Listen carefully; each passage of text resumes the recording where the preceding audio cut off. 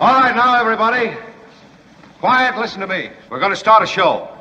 Now, some of you people have been with me before. You know it's going to be a tough grind, but we're going to have a show.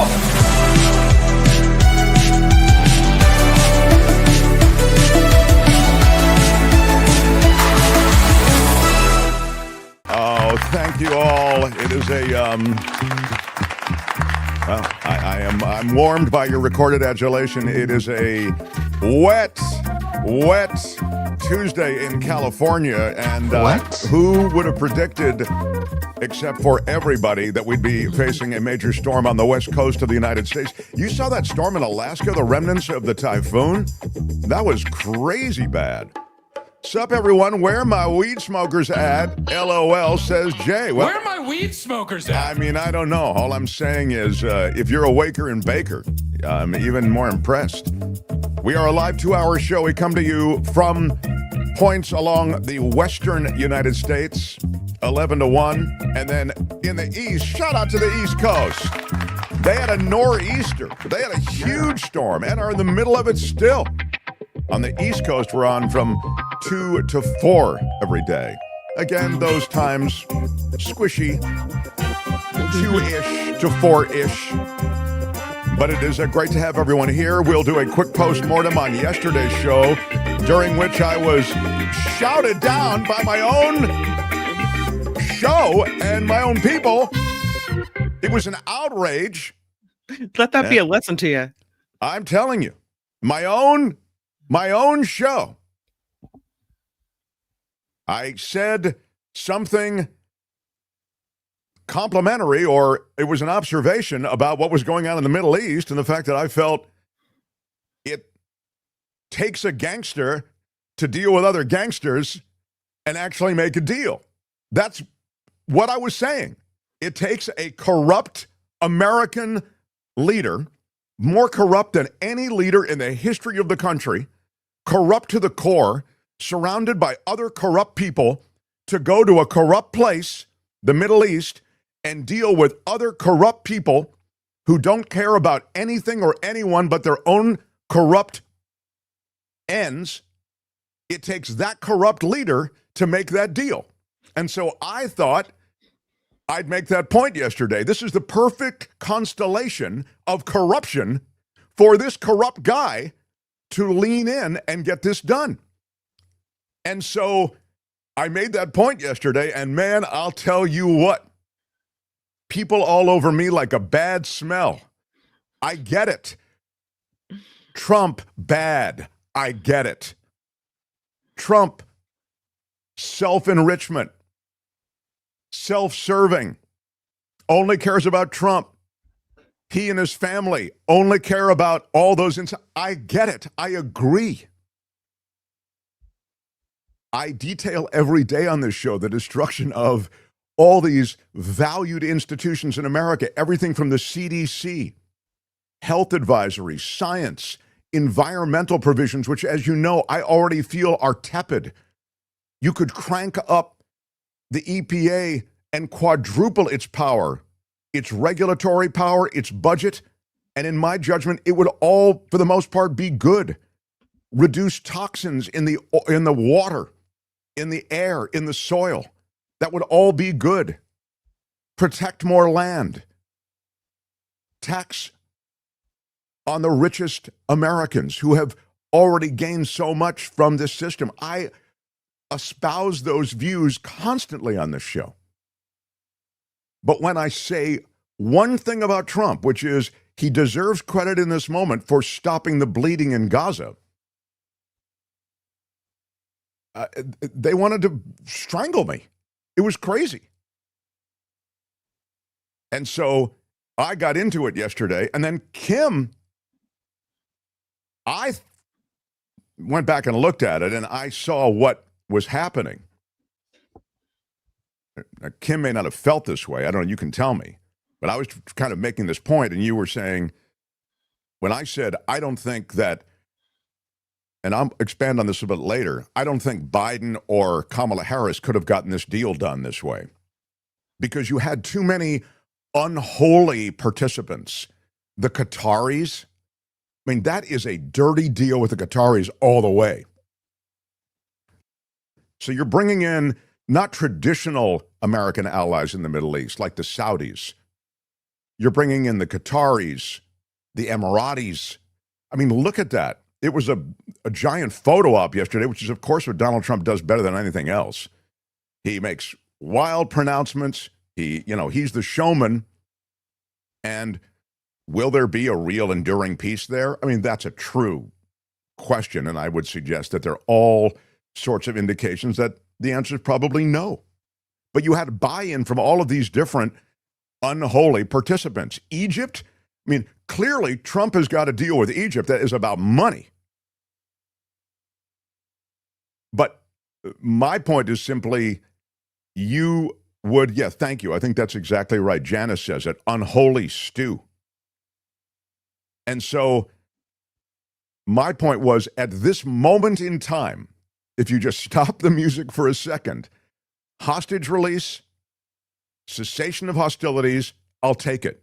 And if you want to take a victory lap and have your big photo op, great. Might there be an enduring peace, meaning how long will it hold, for whatever time?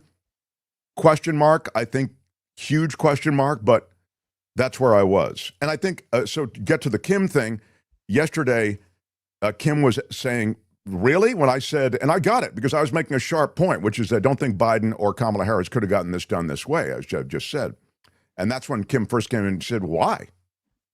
And I think I felt, well, let me get my argument out. And I did get my argument out. And I think the back and forth between us turned into a row, maybe, or it was perceived as a row. And when I didn't mean it to be a row. So, Yeah. Anyway. I think I was asking questions and you thought I was challenging you, which I didn't think I was. But, whatever. We move on, right? It was passionate. Yeah. I want to bring on a very special guy in a second, but I do want to note that, I did get... here's at least there was some. I've received a lot of positive letters. Hi, Mark. I must say I was really disappointed in the reaction of many in your chat for refusing to, one, accept how things get done in the Middle East, and for refusing to, two, breathe one sentence that Trump might have been involved in getting something good accomplished for at least this day. I dislike Trump as a person and as the president of this country. But I have to give some credit for where we are today to him. Let's hope this holds in the Middle East. And you were spot on. Don't take any crap on your position today. It doesn't reflect very well on the people that today in the chat accused you of jumping on the Trump train. As one commenter said, oh, I see. Somebody has said I was jumping on the Trump train in the guidance. See, I don't see the chat in real time. I'm discouraged by the pushback you got in the chat today. Randy, San Jose, California. Yeah. So I got other notes like that. And there was some support for me in the chat as well yesterday. But look, I get it. I get that it's so corrupt. This deal is so troubled. And Trump is such a corrupt figure and lawless figure who may end democracy in America. You can argue the authoritarian creep is so substantial at this point, going after legal institutions, academic institutions, media institutions, and now troops on the streets in American cities, and perhaps opening the door for the IInsurrection Act to be invoked. It's scary. So, I get it. He did something in the Middle East, and he got the hostages released, and he got a cessation of hostilities, and he made a bunch of deals for his family, and who knows what self-enrichment was associated with it, but it was good for the world for this moment. But I don't want to hear anything about him that's good, because he's such a bad figure in American history. I get that. But I try to call balls and strikes. And I guess that's what I was doing yesterday, and that's what I'm going to continue to do. So, I mean, basically every second of this show, I'm showing you specific ways in which this administration and this regime is destroying this country and destroying what we care about and have agreed are valuable freedoms, liberties. That's what I'm doing 99.9% of the time. But we're not all about Trump. We're about a bunch of other stuff, things that are making news. We're talking about the Palisades fire. We're talking about a lot of other things over the days. But I can't make the whole show expressly just crapping on Trump. I try to evaluate these things as they come across. And so I appreciate the dynamic, the back and forth. I appreciate Kim. Kim is critical to me. So I love the pushback. Albert will tell you. Albert, when we were on the radio in San Francisco, and I'm going to bring on Mo Kelly, but when we were on the radio in San Francisco, what did I tell you about anybody who disagrees with me? Put him on. Put them on right now. Right. You need to vet them. You don't need to talk to them. I just get them on the air. If they disagree, I love it. So all I'm trying to say is that I love it when you're angry. There is there's an aspect of this dynamic which is important to me. And why are you yelling? All right. That's the way we see it. I'm counting on Kim and Albert to put aside comments for me to check in on in a little while that could be related to this or anything else. And we got a lot to get to. David Cay Johnston in hour 2, and we will talk about a growing feeling and growing sentiment in America that Donald Trump and Stephen Miller and his minions are poised to invoke the IInsurrection Act and actually move into American cities. We will see about that. All right. The Mark Thompson Show. I want you to recognize someone I have mad respect for, and he has agreed, and it's probably already something that he's got some buyer's remorse on, to participate in this show. On Fridays, he'll join Michael Shore with our look back in politics at the Week in Politics, and even may weigh in a bigger way, fill in for me, and do so. Let's see how it works. I'm excited about him. It's mostly Mo's opinion that I'm anxious about. I want him to love us, okay? So please, a warm welcome for the great Mo Kelly, everyone. Hey. It's wonderful to see you this morning. How you doing today, Mark? I'm good, Mo. I'm good. It's great to have you here. I have the, Albert, did you get the graphic, the welcome Mo Kelly graphic? Didn't we do one? Check your email, and there is a welcome Mo Kelly graphic, Mo, which really does speak to how much we are embracing you. So, well, can I just very briefly disagree with you on behalf of some of your listeners? Can I have that latitude, sir? Please. I think this is a moment where we need some historical context and nuance. To the victor go the spoils. In other words, whenever hostages come home, wherever home may be, that is a victory for whoever that change agent is in that moment. So credit to Donald Trump. You get the hostages home. It didn't have to, but you get the hostages home, you get that credit. But let's look at the bigger history of Donald Trump and also American history. We can go back to the Iran hostage crisis and how Ronald Reagan was double dealing and making sure that the hostages did not come home until after his inauguration. Donald Trump did something very similar here, where he wanted to make sure that the Biden administration did not get any peace deal in effect until after the election. And also, Donald Trump is the same guy who basically killed the immigration deal that was poised to be passed in Congress until after the election. So you have to put it in the context of Donald Trump not doing anything for the greater good, but only for his greater good. You have to acknowledge that although something good came out of it, it was not good done for altruistic reasons. There's a distinct difference between rooting for peace or working for peace and working for a peace prize. Donald Trump obviously was the latter. That is where I very gently disagree with you, Mark. Well, no. I'd actually suggest that there's not a lot of daylight between what you've just said and what I said. I mean, I was saying that it takes this corrupt guy who doesn't care about peace. He only cares about self-enrichment. His family making all kinds of deal with Qatar, with UAE, with the Emiratis. As you know, there's a resort, a Gulf resort that Trump made a deal for for his family. It's not for America or anything. It's the money's going into the Trump pocket. He made that deal with Qatar, and he's also made a bunch of other deals in the Middle East that have to do with self-enrichment. As I say, his family very much interlocking with all of that. So again, I'm not suggesting that this isn't a man. This is a man of peace. I'm suggesting that his corruption to the core worked well to connect with the corruption of those other participants in this, quote, peace process.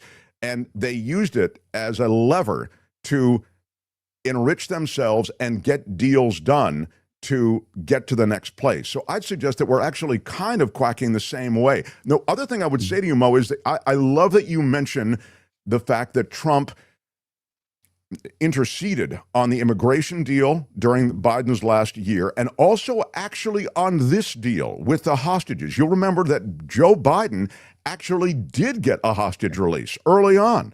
There was a hostage release months before Trump took power. And it suggested, and I think it may be demonstrably the case, that Trump was in touch with Netanyahu and actually told Netanyahu, don't make a peace deal in Gaza till I come in. And there was that shaky ceasefire that ultimately led to things falling apart, and we end up where we are with the cessation of hostilities after hostilities obviously reemerged after that. So I'm kind of, I think, tracking with you on most of this.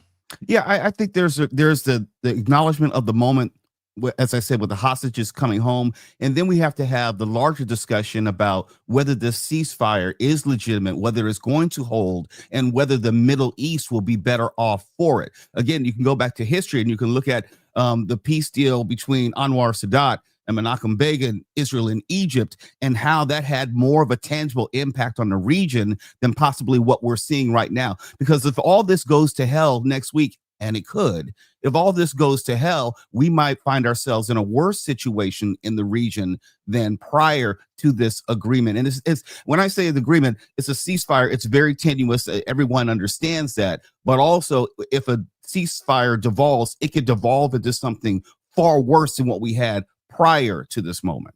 Yeah, I like that you mention Egypt and that deal, because that was a different Middle East back then, right? I mean, you had Egypt was a critical signatory to a peace deal because you couldn't wage war against Israel at the time, it was thought, without Egyptian buy-in. So to get the Egyptians a deal with the Israelis was essentially defusing the hostilities in the Middle East at the time. Now you have a different Middle East, right? Well, it seems like, and after this deal, you may have a real different Middle East where you have all of these different players that are looking to evolve their countries beyond sort of oil and guns to a place of almost a Western disposition towards so much of society and culture. I don't disagree with that. And sometimes we get caught up in this whole idea of everything is everything on the day that it happens, and we lack perspective in letting it play out. When I say we, people by and large want to win the news cycle. We want to win the social media battle. We want to say where Trump is right or Trump is wrong, not looking at the long view of history. And we can say that, well, we're in a period of flux. And the phrase that most people use is an inflection point. I hate using it because it's been overused.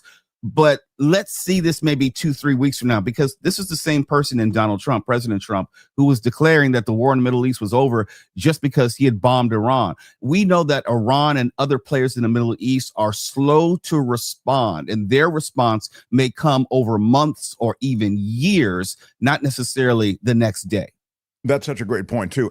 And to be fair, Kim made that point, too, that she wanted to wait a couple of weeks and stuff. But I saw it in the context of, yeah, but you're denying this moment completely when you say, well, all right, yeah, but I'm going to wait. I want to see how it all works out. Of course, we all want to wait. But, you're jumping in. We had we went around and around on this yesterday because, of course, you can imagine people were, as you know, just tearing me to pieces because I was saying something positive about this moment that I felt Trump had gotten together. But these are, and there's one of them on the left, Benjamin Netanyahu. These are unholy participants in an unholy process. And so it's certainly true that if you wait for almost any length of time, hostilities in the Middle East are going to reemerge in one way or another.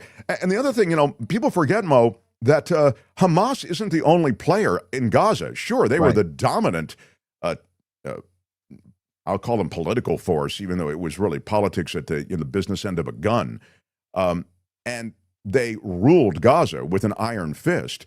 But there are other groups, and I think we're going to end up with this sort of insurrectionist, guerrilla kind of a warfare around Gaza. Even as international peacekeeping comes in, it would seem, and again, there's the broad strokes in that agreement, as they come in to try to maintain a peace, you know? Well, if we look at what happened in Afghanistan as a guide, or just terrorism or terrorist organizations in general, there will be a vacuum if and when Hamas is removed from the leadership of Gaza. And what follows it could be worse, could be better, could be a puppet of another terrorist regime. We just don't know that. And our history, the American history with regime change, if you want to rephrase it as that, is not very good. You saw what happened in Iran and with the imposition of the Shah and what that led to decades later. So what is happening right now is not going to be what it's going to be a month from now, a year from now, or even 5 years from now. But I think more times than not, we are very impatient to either put it into the Trump administration or expose it for what it is. And no one's going to be satisfied. I have no problem with giving President Trump his moment. You cannot deny the hostages coming home. And, you know, to the victor go the spoils. He's a person in office. He gets the credit. And to his credit, he understood how politics are played. People don't remember about Jimmy Carter and the hostages come home. They remember Ronald Reagan and the hostages coming home. And yes, our news cycle lacks nuance and details, but let's not get caught up in the moment, because there will be another crisis that this president will create in the next 24 hours somewhere. Probably. Well, and that somewhere might be right here in the U.S. I mean, it's crazy that this guy can in any way take a victory lap on peace while he is setting ablaze the United States of America. It's absolute insanity. The one last thing I would say, just because I think it's out there, is that, because I've gotten some response on this. I read the one positive email that I got, but there somebody else said, "Hey, you know, Mark, Blinken and Biden had this basically done, and all Trump did was slap his name on it and push it over the finish line." Let me just speak to that quickly. I think there is some truth to that, but based on what I've read, the one key component that was lacking with, and this actually covers a couple of different components, but it's the overarching component, was the idea somehow that there would be an international force from other players in the region who would also then have buy-in on security and on the future in Gaza. Now, the reason that's important is that when we talk about Middle East hostilities, it involves oftentimes all of these other nations or adjacent to many of them. And so in that way, I think it's important that you got buy-in here you didn't have as a priority with the Biden-Blinken deal. The Biden-Blinken deal did have a lot of the cessation of hostilities, release of hostages, even a plan for governance. There was even a security plan, but the security plan was essentially an American security plan, guaranteed by American presence or support. And so it lacked what the deal, again, I call small d on deal, whatever, with those participants who are now a part of this and have skin in the game that the Biden deal didn't provide for. I think, not to prolong the conversation, but I think where your listeners and viewers may disagree with you is, yes, it's an unholy alliance. Yes, it was self-dealing. And yes, Trump was using all these avenues that a traditional president would not. No, you would not have seen a Qatari base on American soil. That would not have been part of the process. No, you would not have seen a president accept a 747 jet. But this is the point I think you were making. Because Trump doesn't have those constraints, it allowed to bring people to the table who knew that they could buy off this president and get something out of this deal, whereas they could not with Joe Biden. Now, I know when you have ethics, when you have morals, when you have principles, that's really uncomfortable. And that's probably something that people don't necessarily want to digest. I can intellectually compartmentalize and understand that, yeah, sometimes you need a bad actor to work with other bad actors to bring out a somewhat good result. But just because you have all these mafiosos, my term, working at the table and they have one good program, a food program for the youth, they're still going to go back to being mafiosos. So that's the longer conversation, where after this deal, you're going to see, well, when you make this call this grand bargain with the devil, you're going to have to keep paying on this deal in perpetuity. And I just know, as a student of history, where we can applaud the hostages coming home, there's still a price to be paid later on. Yeah, I would agree with that. I would agree with that. Everything you said, it's what I said at the beginning of the show. It takes a gangster to deal with other gangsters and get it done. You can say it. I like the way you say it, actually. So that's why you're here, Mo Kelly. I mean, to civilize me. Where is my Mo Kelly graphic, Albert? Do we have it? We don't need no stinking graphic. Yeah, we've got a. How about that? Hey. With a superhero cape. I love that. Yeah. Welcome, Mo Kelly. Thank you. I appreciate it, Mark. I really do. we're really excited that you'll be stopping through. And thanks for spending a few minutes with us today. Sure. I look forward to seeing you on Friday. I may or may not be here actually on Friday because of travel commitments, but we'll get things started right away. And you'll love Michael Shore, who is a brilliant political analyst, as are you. I'm crazy for you, so I'm looking forward to more. Thanks, Mo. Love you, appreciate you. Talk soon. Mo Kelly, everybody. Right on. The Mark Thompson Show. Come on, that's pretty cool. And I like that guy. Yep. Yeah. Mo, thumbs up from William Lundgren. All right. Vilma says, I am still not over Qatar being able to train military personnel on American soil. These were the funders of Hamas. Absolutely true. In fact, that was one of the key aspects of the deal, that Qatar, as signatories, sponsors of Hamas, basically told Hamas, guys, we're going to get this done, and you're going to be part of it. Yesterday, someone pointed out that this is the same plan that Biden administration had in place until Bibi met with Trump and apparently conspired to reject the plan so as to undermine the Democrats. Thank you, Michael Snyder, the culture blaster. I did just address that. I just spoke to that.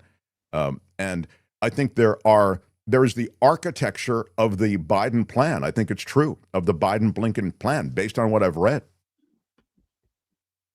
But you did not have the buy-in from critical players, the Qataris among them. You had such buy-in yesterday, and the reason is what Mo was saying. They're all so corrupt. And it's all just about your corruption and my corruption being able to dance on the corrupt dance floor together. And so you get this head of state, the head of America, and you can say, Mark, the whole system is corrupt. America's always been corrupt. Of course. It's a political system awash in money. How could it not be? And the Supreme Court has green-lit it. So there's all this money washing around in the American political system. You have basically corporate ownership of a court. You have corporate ownership of the legislature. I mean, it's manifestly corrupt.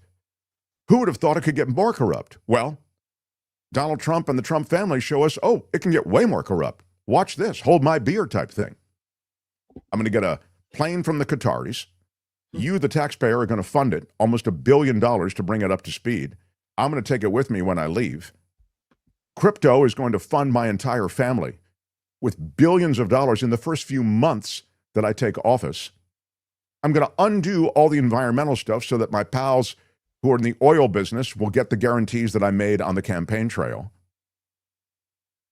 You see quickly how the corruption then spills into the Middle East. I mean, there is pretty good reporting that Trump likely got money from Egypt, it's alleged, for his campaign against Hillary Clinton in 2016. He mentioned Hillary Clinton to the Egyptian president yesterday. You know, why would you mention Hillary Clinton in those remarks if there wasn't some sort of halo effect in you taking care of Egypt. And indeed, Americans have funded a bunch of Egyptian projects, and Egypt is on the dole, as is Israel. Wasn't there some kind of missing $10 million from Egypt connected to Egypt? Yeah, there was some kind of $10 million that was then pulled out of, it was in like a gym bag or something. You can find the information on it. Yeah. But yeah, I mean, it's a Google it. Right. It's there. And the reality is that this corruption then met all of these other corrupt players, and in this world of gangsters, they were able to gangster a hostage release and ceasefire, likely temporary. I mean, when it comes to moving forward with Gaza, I can go into all the problems with governance in Gaza. I mean, I'll give you one of them right now, and then I'd like to move on. But one of them is, I haven't heard anything about Palestinian self-governance. I mean, you're talking about an international force coming in and protecting this buffer zone, sort of maintaining the peace, if you want to think of it that way. It's sort of been spoken of that way in Gaza. But that's not Palestinian self-governance. That's governance from outside players who are there. So you can see already, I mean, how is that a track toward a Palestinian state? These are all, I think, really legitimate issues moving forward, and they speak to a troubled peace for the moment. But yeah, I think anyway, that's and it's true. Zero Sum is right. More prisoners, Israeli prisoners, were released during Biden's term than have been released now. That's absolutely true. I heard that from a couple of people. It's true. And Biden and Blinken did real heavy lifting on this. That's why so many Israeli hostages were released during the initial term of the Biden administration. And then I go to what Mo Kelly says. But for the news cycle and for this crowd that wants to proclaim peace and stamp their name on everything, they stamp their name on this. And the one thing that is, I think, squarely true is that you had, again, buy-in from all of these other Middle Eastern players that you did not have before, and you weren't going to get under a Biden agreement. Trump really leveraged American power in a way that Biden, I think, wasn't comfortable leveraging. I mean, he leveraged a significant amount of American power, to be fair to Biden. But the true gangster nature of Trump, that really came forward in this deal. But anyway, I'm going to move on. But I appreciate it. And listen, you guys can yell at me. Also, you don't have to do it in the chat. You can yell at me by email. It's the Mark Thompson Show at gmail.com. And we are always... I've received a lot of positive letters. Yeah, 3 a.m. I love when the email goes off and I click on it, and there you go. Somebody yelling at me, which is really what I love. I live for it. The Mark Thompson Show. All right. Top of the hour is David Cay Johnston, and the streets of America could very much be affected by a declaration of, I mean, this is why I wear this Project 1984 and a half. I'm wearing this. You can get this on our website, getmarkmerch.com. Project 1984.5 is the shirt. We also have the mugs, the Peacefully Resist mugs, and the Project 1984 and a half mugs. In fact, I have one coming. But the reason I have it, and I wear it a lot, is because I think we are living through an Orwellian time. These are all the different things: born to peacefully protest and peacefully resist, the shirts and the mugs. And the reason I mention this in the context of the shirt, there it is. That's a kind of a more girlish design. Project 1984.5. Because when the government tells you that Portland is a hellscape that needs troops to maintain order, that is Orwellian. We know it's not true. And yet they are maintaining that. And they get others in the MAGA movement to somehow walk in step and go, yes, it is a hellscape. Yes, it is. Democrats, bad. Democrat cities, bad. And they actually advocate taking strong action against Democrats, the opposition. And that, to me, is Orwellian. When they so sell the notion that Democrats are out to get you. I mean, it's worse than that. I can't even speak about it because I'll lose, and we'll be demonetized if I speak to it any further and tell you exactly what's being said. But I'm saying it's more than just demonizing the philosophy of Democrats. It's suggesting that Democrats are out to get you and they are proponents of violence. The Hate America rallies is what they're calling it. Thank you. Thank you. Kim is right. The I Hate America rally. So the No Kings protest becomes an I Hate America rally. Mike Johnson, the leader of the dominant party in America, the Republicans, says they are actually going through with an I Hate America rally in cities all over America. And they are now speaking about, in less hushed tones, the idea that they might invoke the Insurrection Act because of this I Hate America rally. So there again, it's Project 1984 and a half. It is Orwellian. Democrats haven't anything, I hate America. Democrats haven't even espoused any position that's about violence. They're about peaceful resistance. In fact, I mean, that's why I like this peacefully resist slogan. And so the idea somehow that can be weaponized to break back onto the people and invoke this Insurrection Act. We'll talk about it with David Cay Johnston, but it's really scary. And this is the Orwellian thing. We'll tell you what's happening in your city. It's out of control. Murderous mobs of illegal immigrants are storming your city. What are you talking about? I'm in my city now. I know there are no murderous mobs anywhere. That is the Big Brother aspect of it all. And the other Big Brother aspect of it all, of course, is the fact that Palantir has taken control, government contracts, scraping government websites. They know where all of us are. It's a scary future from a technological standpoint. And Palantir is Thiel. Palantir is J.D. Vance. All of these guys, I think, there's, when it comes to American freedoms and privacy, these are scary times. So that, again, I default to this. I really like that Project 1984 and a half, because I think that's what we're living through at the moment. But there is resistance. The Mark Thompson Show. Because there was booing, wasn't there, at the WWE show in Australia? Isn't that right, Kim? Yeah, they clamped down against the national anthem of the United States of America. That was not what they wanted to hear in Australia. They cheered when their national anthem came on, but when the Star Spangled Banner was played and sung, they didn't want to hear that. And I think it's, for valid reason. You hear this song, and with everything that's happening in America right now, maybe that's the moment to take out your frustration, your displeasure. Yeah. Many are asking why was the U.S. anthem being played in Australia at all? Can you explain that, Kim?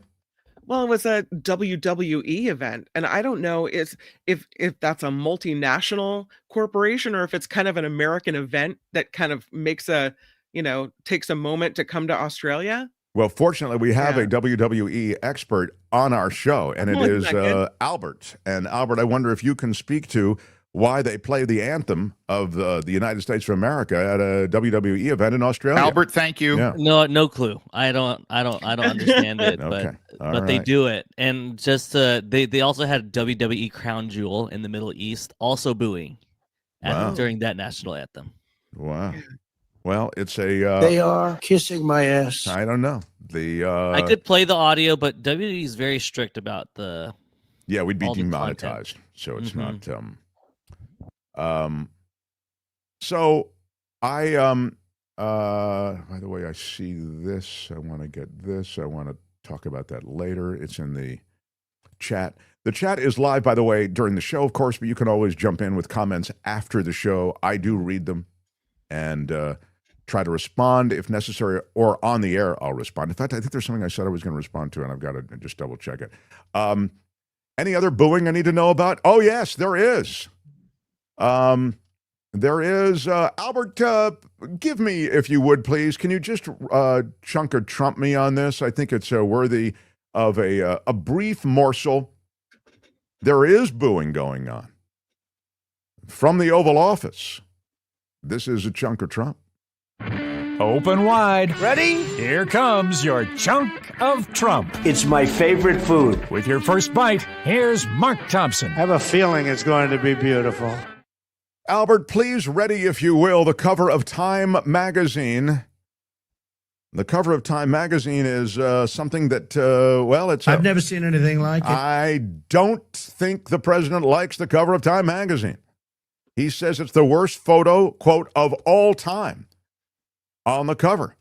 Again, it's a cover that praises him in securing the releases of Israeli hostages That's from not Hamas captivity. But you can see from Yeah. that particular shot, quote, Time magazine wrote a relatively good story about me, but the picture may be the worst of all time, he wrote.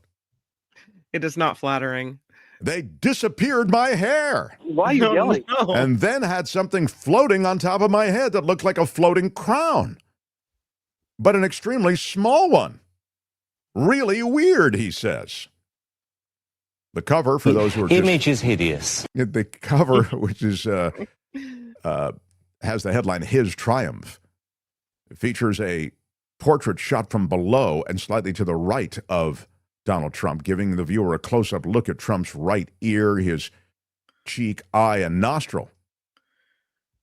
His quote goes on, "I never liked taking pictures from underneath angles, but this is a super bad picture and deserves to be called out.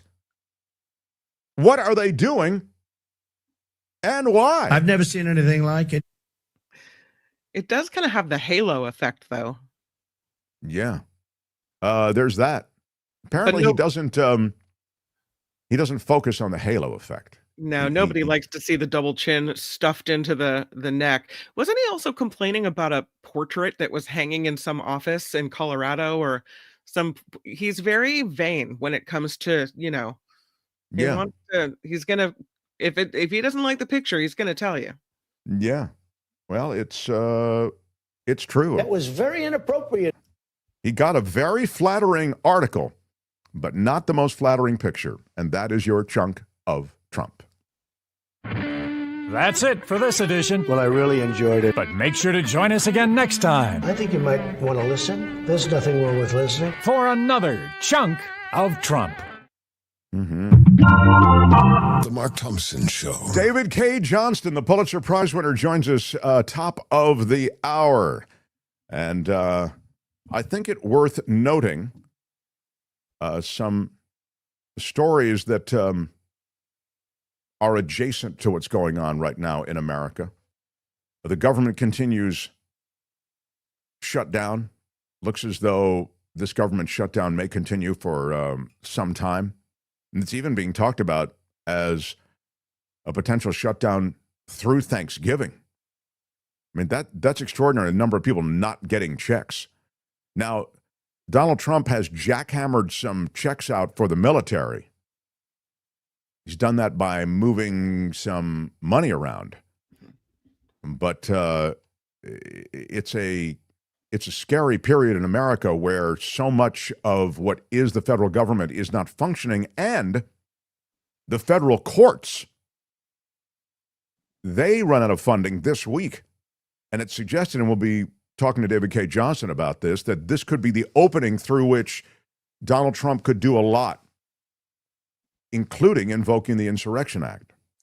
So this is, again, all adjacent to or going on with this being the backdrop for so much of what is happening in America. The airports are not paying the air traffic controllers. And the airports are also a place where they're supposed to be running a video from Kristi Noem. You know, that's kind of her favorite thing. Her favorite thing is dressing up in different camo and like law enforcement and then she poses with law enforcement and she holds weapons and she is there doing a stand-up next to some big bust that's going on. That's kind of her favorite thing to do, is sort of the PR of how we're such badass Department of Homeland Security people. But the other thing she does is make sure that these videos and a lot of these announcements that she records show up in television ads. They carpet bomb, as you know, cable television with all this stuff. This is what we're doing. These immigrants are here illegally, and look at the way the Department of Homeland Security creatively and courageously brings them into custody. But during the shutdown, she is asking that a video be run at America's airports. And the airports are refusing to air this Kristi Noem video, which bashes Democrats for the shutdown. It's Homeland Security Secretary Kristi Noem noted here.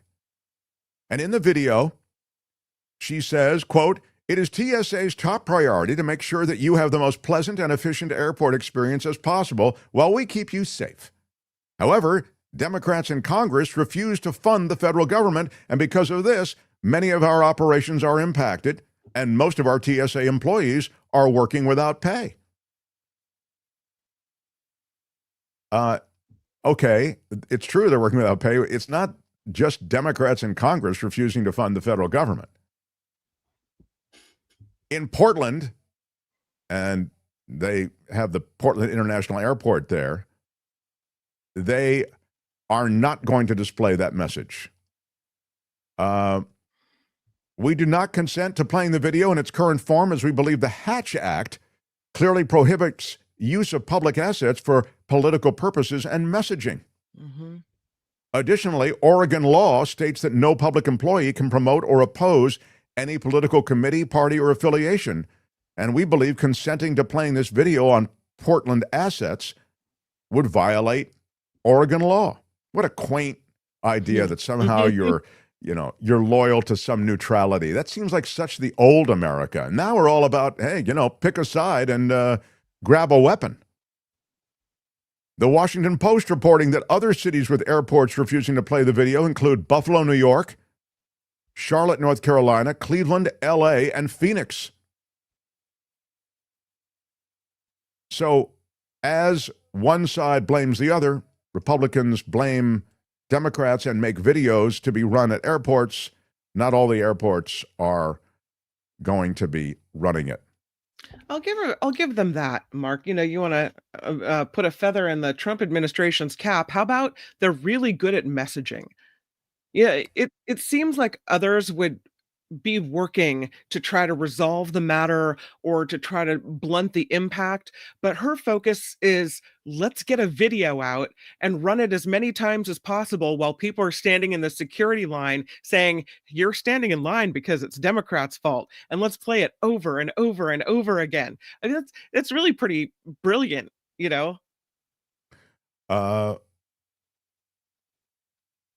Let me put this over here to somebody, a hater. I would suggest, and I've said this for years, Republicans are better at messaging than Democrats are. It's not just me saying it. I mean, it's pretty well, I think, established. And to your point, that's really what they do. They don't govern well.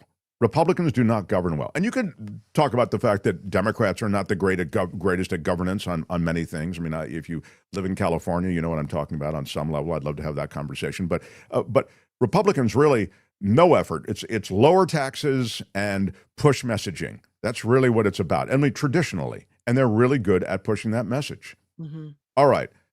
Let's do some law and disorder before David Cay Johnston gets here. I've got some pretty big news out of the Supreme Court today.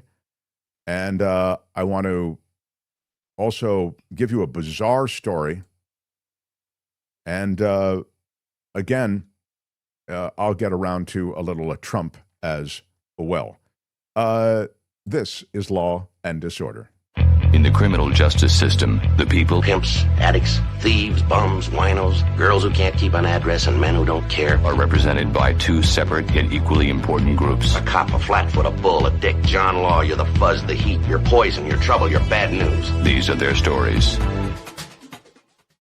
The Supreme Court denying Alex Jones' appeal of payment to the Sandy Hook families. You know, he was ordered to pay $1.4 billion in damages to families who lost children in the 2012 shooting in Newtown, Connecticut. Alex Jones, despicable figure, proffering the utter fiction that they were crisis actors. It was the most horrible thing. And then these families who endured this unspeakably awful loss had to, in some way, deal with the hounding, the doxing that went on as they were trailed all across America. They had to move, many of them. That's how awful it was, while they grieved. And so the only, I don't want to even use the word closure, I guess I would say the only pushback they could provide as a collective was to sue Alex Jones. And of course, they prevailed in court. So the Supreme Court saying this just happened a couple hours ago, that they're not going to review this appeal from the conspiracy theorist Alex Jones, and the founder of InfoWars will have to pay $1.4 billion to some of the families who lost children in that 2012 murderous shooting at Sandy Hook Elementary School. They gave no reasons. They just issued the order. They weren't taking up the case. He had said the shooting was a hoax, that family members were actors in a plot to enact extreme gun restrictions and control legislation in that area of gun rights. 20 children, all of them first graders, and 6 educators died in that shooting. He is so despicable, so unforgivable, that there is just no place awful enough for that guy. And of course, he tried to move a lot of money around. I think he successfully did move some money around to avoid that judgment, you know. But that's where that is. Mitt Romney's sister-in-law found dead in Southern California, in a suburb of L.A., Santa Clarita. She was found dead in the town center there. She is 64 years old. Her cause of death listed as deferred, while toxicology tests are pending. Preliminary information indicating she may have jumped or fallen from the garage, according to sources. The investigation remains ongoing. And what did I have, Albert, on, speaking of the law, on Chris Christie? This is Chris Christie's take on the new Trump Justice Department. He shared this the last couple of days. Department manual, as Sarah knows, would not have permitted us to bring this prosecution. The Letitia Those James things are being thrown away. It's too small an amount of money to put federal resources on. We know why this was done. It was done because Donald Trump told the Justice Department to prosecute Letitia James. And when the professionals there wouldn't do it, he put somebody in who would just follow his instruction, whose previous job was reviewing exhibits at the Smithsonian. So that's what we see going on here. And here's the difference between Trump 2 and Trump 1. And I'll say it more directly than Sarah did. This is no longer, the Department of Justice is no longer the premier prosecuting office in America. What it is now is a capo regime who goes out and executes hits when directed by the Don to do so. That's what it is. The season of So that is really stating it straight up. It's kind of what I was saying about gangsters and other gangsters. And I thought Christie really nailed it. Last thing I will mention to you is that the Dominion voting system behemoth that Trump and his allies attacked in the 2020 elections, and they won all sorts of judgments demonstrating that they were legitimate. They've been sold to a Missouri-based company run by a former Republican election official. They are one of the biggest election equipment providers. They were used by 27 states during the 2024 election. And this company is now going to be owned by someone who is very active in the Republican Party. The result, might there be questions about Dominion voting from the Democrats now? Because the owner has deep Republican connections. I mean, if you go back and actually look at the trail of breadcrumbs, it's pretty damning. This is to be continued, but that's a huge acquisition.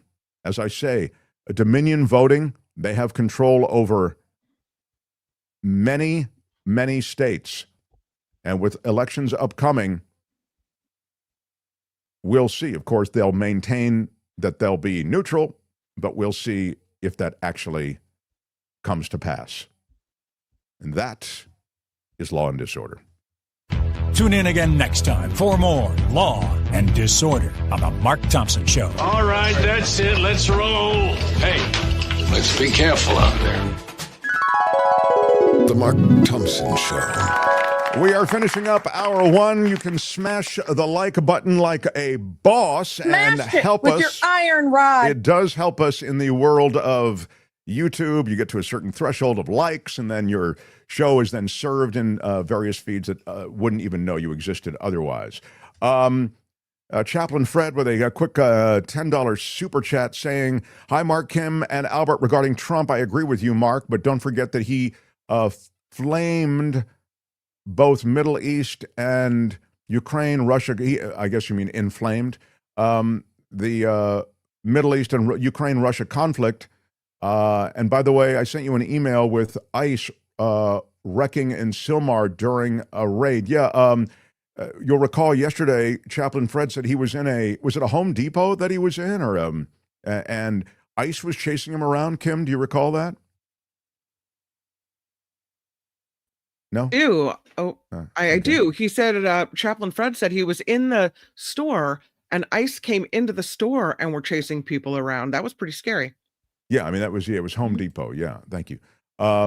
It was scary indeed. Well, I mean, what ICE is doing is, I mean, they are part of the thuggery, which is sadly a big part of what we may be enduring in the years ahead in America. I want to talk about that with David Cay Johnston. All right, so we got it. Smash the like button, all that stuff, and The Mark Thompson Show. This man is a Pulitzer Prize winner, best-selling author, co-founder of DCReport.org. He is the brilliant David Cay Johnston, everyone. Hello, Mark. Sir. Hi. Good to So see you. I want to get right to super scary stuff, and that is the notion that this administration now may be using, and you can tell me what levers they may be using, but it seems, I've read that it is the No Kings protest, which is now the recharacterized protest. Mike Johnson talks about it, and others do in the GOP world as the I Hate America protest. And they've amped up this rhetoric to the point that they may use it as an excuse to invoke the IInsurrection Act. Can you give us some kind of sense of this from your perspective? Well, Donald has been pushing the Insurrection Act for at least 8 years. Miles Taylor, who was a high-level official in the first administration and wrote the book that had the author listed as anonymous, said yesterday that just before Trump gave the his first State of the Union address, he told the staff he's going to announce that he's immediately invoking the Insurrection Act.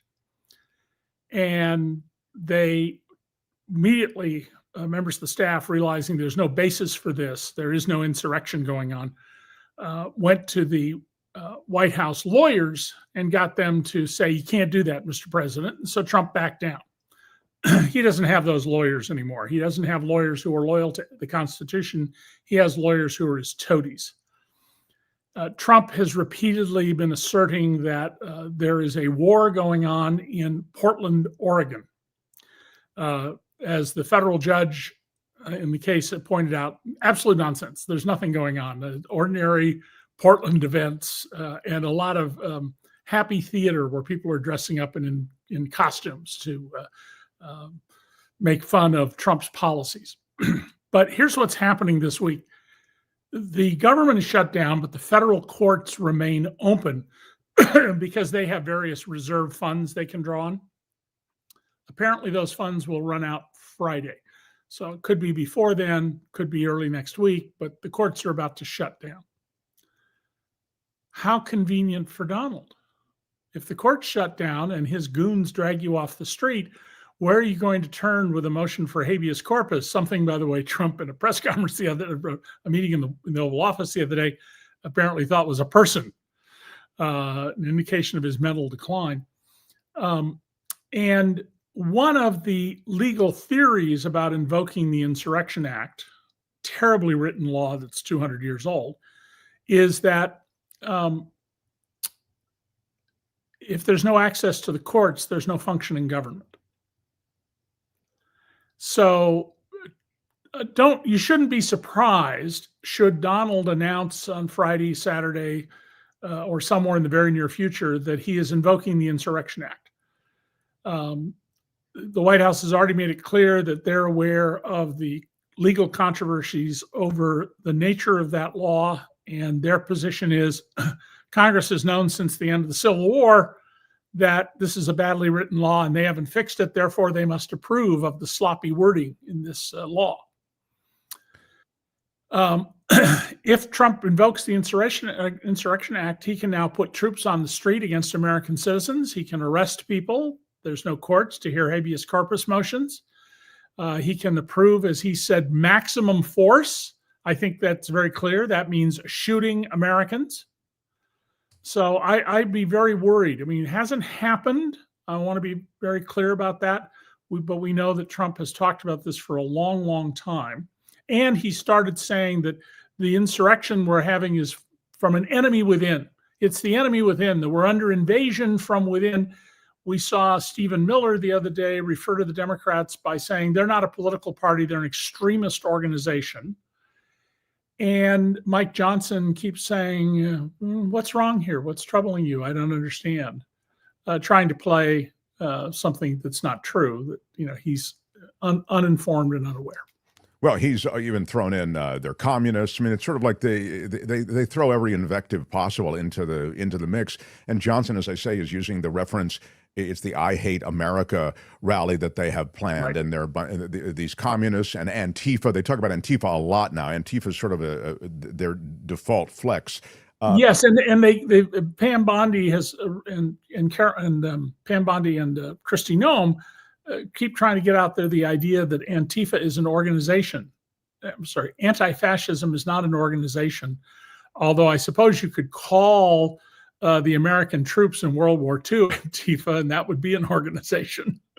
Right. Fighting fascism, fits into this category that you would think a lot of others fit into. But yeah. What would be the end game there, David? Is the idea somehow then that you would meet these protests with this pushback, and you would quell the protests? What beyond that day, beyond the No King's Day, is it just that you're going to create enough chaos that you can keep the troops out there all the time? No, you don't want them out there all the time. What you want to do is stop all protests, make it clear that any gathering under the First Amendment, the right of the people to assemble peaceably, you destroy that, and people can't get together, and you selectively go after that. That's what authoritarians do. I mean, think of the old Soviet. They didn't try to stop every little thing around. They picked things they thought had symbolic value to intimidate people. In law enforcement, this is what's known as general deterrence. We try to arrest every single killer. That's specific deterrence.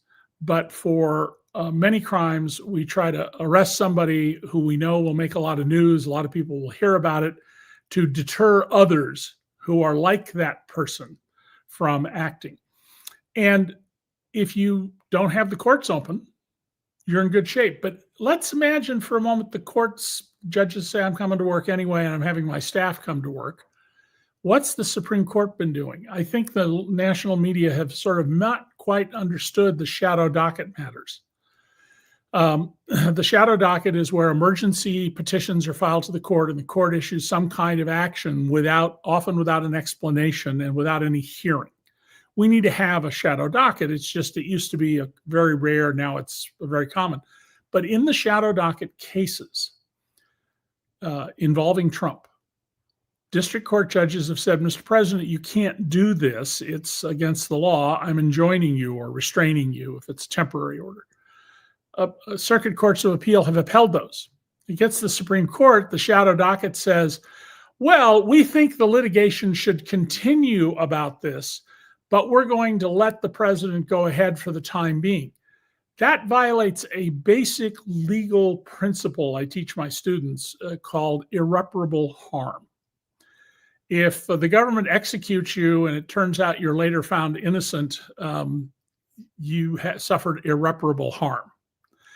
And by allowing Trump to proceed while the litigation goes on, and of course, Donald is infamous for dragging out litigation for years and years and years,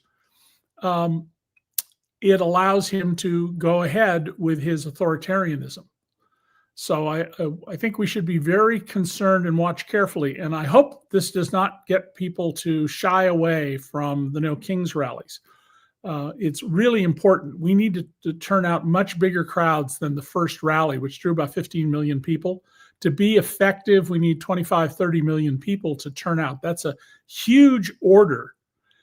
And people need to absolutely behave peaceably. And if there are people who come to make trouble, and there often are, I've covered more demonstrations than I can remember going back to the 60s, people who are schooled in what to do know what to do. But for those who aren't, you go and surround those people who are making trouble. You separate them. You tell the police, this person's trying to make trouble for us, and you get them out of there. Play a little bit for David. Police get them out of there. Yeah, right. Exactly. You're essentially trying to, purge your protest of those who are looking to, who are trying to be agent provocateurs. Right. Play for David, if you would, Albert, the stuff of Trump on the plane. Before we leave this topic, I just want to, underscore how this notion that I'm here to civilize those Democrat cities is really something that's pretty prominent on his mind. Remember, he's coming off of this, big win in the Middle East that is spinning as a super big win. And, you can, I think, talk about it in many, many different ways, but it's definitely he's won the news cycle at minimum with it. And yet he gets into, maybe what is the next chapter. Play a little bit for David, if you would, please. We would remove that. In D.C., we took out 1,700 career criminals, hard-line criminals. That's why it's so good right now. D.C.'s setting records the other way. It's never been so safe. And the restaurants have never done better business. They're opening up new restaurants. They were closing restaurants, now they're opening new restaurants. I can do the same thing on a larger scale in Chicago. And Pritzker should ask me to do it. But when you mentioned insurrection, you were the one that mentioned, one of you mentioned Insurrection Act. I could do that. And many presidents have. Do you have an update on 50%, Katie, 50% of the presidents have used the insurrection because they don't want to go through this stuff where somebody said there's no crime and 4,000 people got shot. Right? Maybe you'll have to use it. You don't have to convince because she tends to be on the conservative side. So maybe you'll have to use it. He's saying 50. Did he say 50% of the presidents have? No, 1.5. 1.5. 15%. So it would be 6 or 7 presidents. This is a sort of classic Donald here. There was no serious crime problem in D.C. Crime is down significantly. Murders are down 25%. Crime went up during the COVID, which Donald Trump mishandled. I've mentioned this before on your show, but it's something people should really keep in mind. When I was covering the LAPD for the LA Times in the early 1980s, we had 1,000 murders a year, year after year. What's LA recording these days? 300 murders. And most of those are hostile intimates. Husband shoots wife, wife shoots husband, business partner shoots business partner, that kind of thing, which law enforcement can't do much of anything about. So this notion that Trump has got, there's a war in the streets. Portland is a war zone. It isn't safe to go out. I made it safe. It's all just fantasy. Now, the federal judge who said you cannot send California National Guard troops to Portland pointed out that this was the case. The underlying issue in this is Donald Trump is behaving either from a fantasy world or in bad faith. And frankly, I can't tell you which. But what happens if the courts, instead of saying, doesn't matter, bad faith or no facts, you can proceed while the litigation goes ahead? He wins.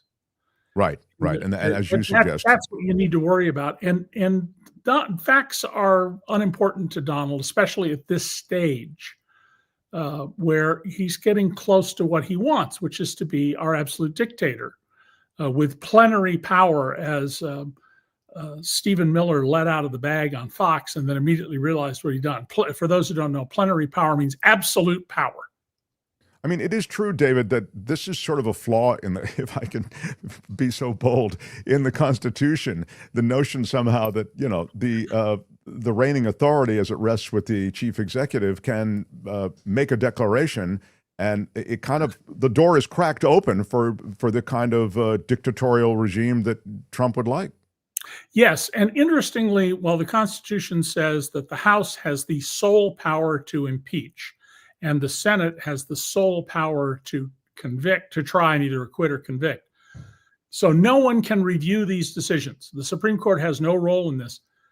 The idea of the unitary executive isn't based on that word sole, S-O-L-E. It is based on there shall be one executive, and that's the president. One is not a sole. And so the Congress has passed laws saying, look, we're going to have these various boards, Federal Trade Commission, Federal Communications Commission, Securities and Exchange Commission, and usually they have 5 members, 3 of the majority party and 2 from the minority party. Trump has been making them dysfunctional by removing people so there's no quorum, not appointing somebody, and he wants to appoint, even if people are nominally from the other party, they're going to be people who are with Trump. In my view, the unitary executive theory that Professor John Yoo has been pushing for some time now is an open invitation to corruption. Because you have at these various federal agencies different people from both parties, they have an internal watchdog function. If you were appointed to some board, Mark, and somebody wants to do something that you think is just outrageous, you can raise hell about it, or you can certainly make a record of it. But if everyone must do exactly whatever they're told by Donald or his minions, then there's no internal checking on abuses of authority, on corruption. It's a terrible idea, this unitary theory, and it's unfortunate that it's gotten as far as it has. Yeah, I mean, it's gotten a long way and has a tremendous amount of momentum around it with these technocrats, this sort of billionaire boys club of tech bros who have taken over the Curtis Yarvins of the world, the J.D. Vance adjacent crowd. Right. Peter Thiel, that whole crowd. Peter Thiel, thank you very much about this. You posted something on your Facebook, and I'm not enough on Facebook, so I'm sorry, but once in a while, I'll get the alert that you've posted something and I'll go there. And it's related to the January 6th insurrection, the takeover, the attempted takeover of Congress to block the certification of the vote.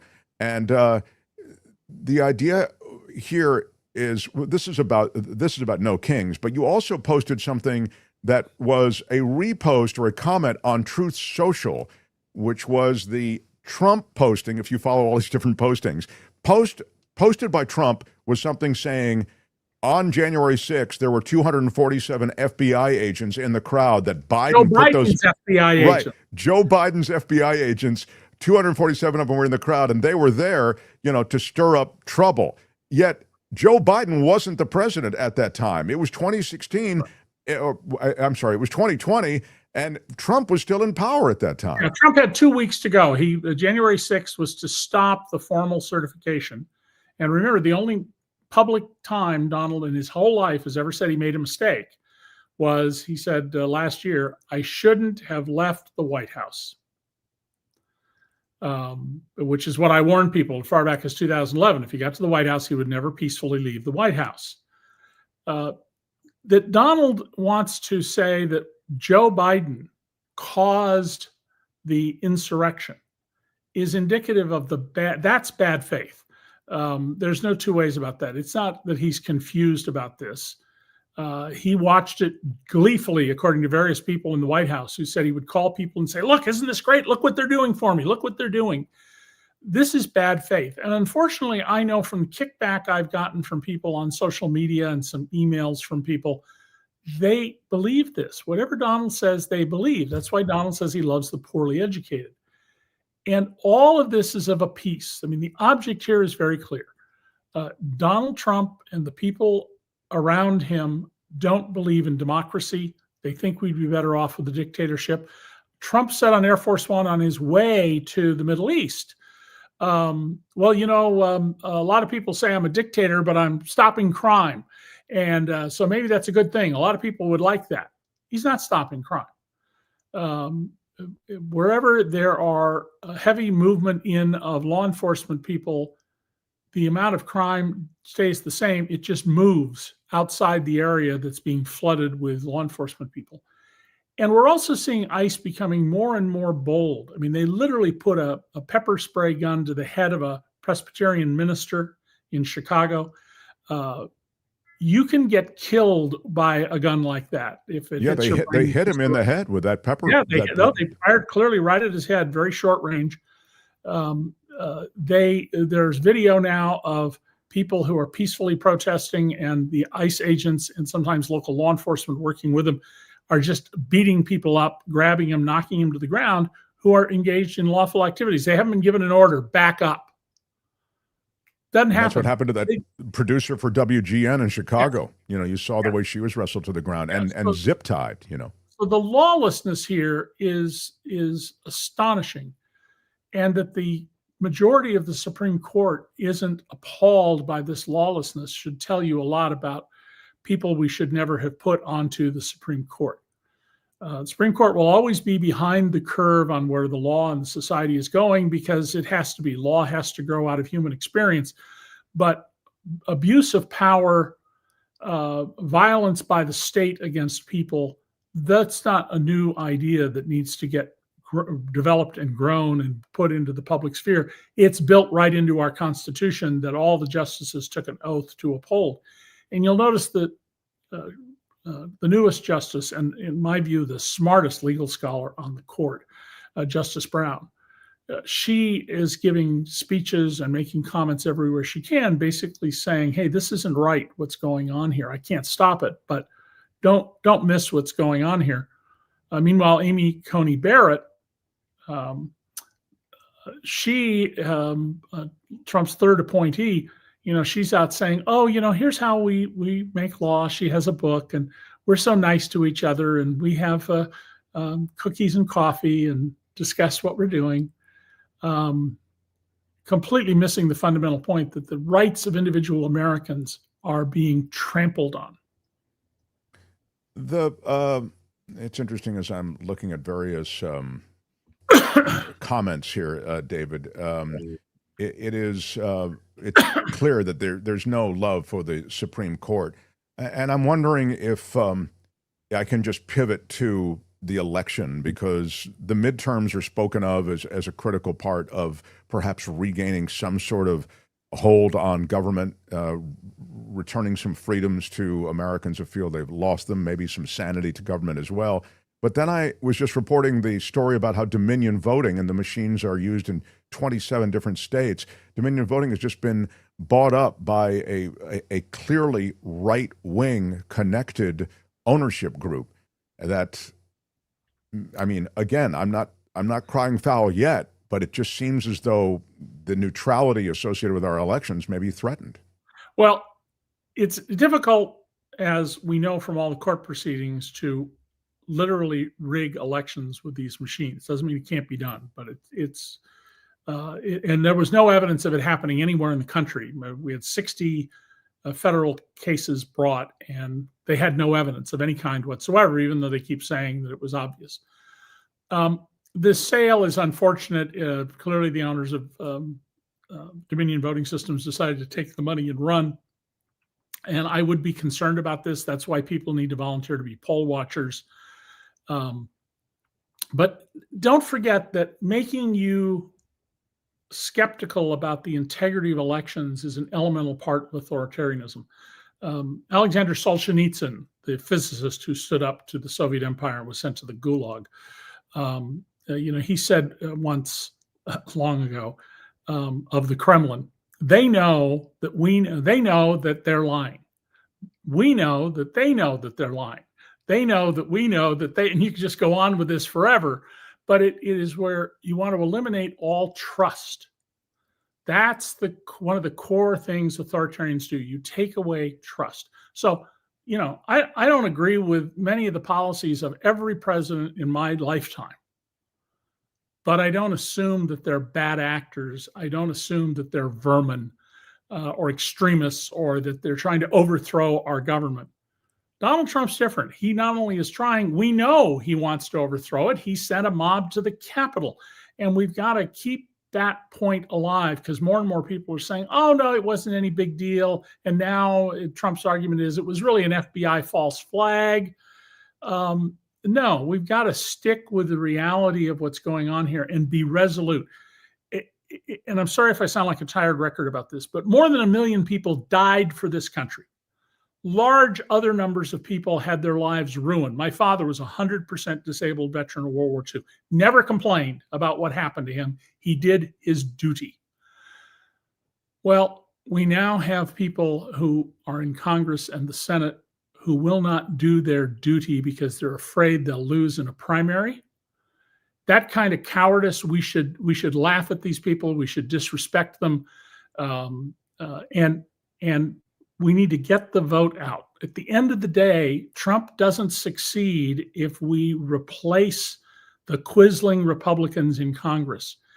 And if you look at some of the voting results around the country, like the local election in Alaska and a district that was went for Trump, the state went for Trump by I think 40 points, overwhelmingly. And by the way, if there's socialism in America, it's Alaska because the oil money is shared with subsidized Alaska. Yeah. Whereas everywhere else, it's privately owned. There's an absolute revulsion at Donald Trump, and so get people registered, have them make sure they stay registered. And where I live, that's not an issue. There's no that kind of corruption going on, but large parts of the country it is. And then you gotta get people to the polls. It's voting that matters. Everything else, let me make a parallel to what Rabbi Hillel said, treat other people with the love and decency and respect. Everything else is filigree. I'm doing violence to his words, but that's the concept. And you got to get people to the polls and get them to vote. And if they do that, if it turns out that Americans want to throw our democracy away, they have a right to do that. It's not stated in the Constitution, but it's implicit that we can do that. I hope that we're not that stupid, but there's so many poorly educated people, who knows? You actually bring a certain coherence to this with that statement and kind of stick the landing, because what you're saying is the propaganda, those things that are propaganda related, those things that make you, question the reality, these things are all of a kind, and sort of to flood the media zone with a bunch of disinformation, et cetera. It's all designed to make you also cast up your hands and go, I don't know, government, no one can get anything done. It's all crap. I'm not going to vote. And then your emphasis on the vote, I think, is a good one. And the other thing I just want to just circle around, because I love that you point out this notion that he claimed Joe Biden had put these 247 FBI agents into this angry mob because A, he was the president, but B, I thought it's not an angry mob. I thought it was like a barbecue and like a Sunday picnic, from what I mean. Right. You tell me, was it an angry mob or wasn't it? You guys are the ones who keep saying it wasn't one, So, and no consistency here. One thing I'd like to ask your audience, Mark, If you go to DC Report, I have a piece. It's not the top piece at the moment, but you'll see it there. And it's about something that a little newspaper in Illinois dug up. And we think it's going on all over the country, but we need citizen journalists to help us. Urbana, Illinois. It's a little spot full of scientists and researchers about 2 hours outside Chicago. There's a university there. And there's the image for those of you who are watching online. And buried in a $69,000 grant to the fire department were a series of requirements. You will bend the knee to Donald. You will cooperate with finding people for ICE.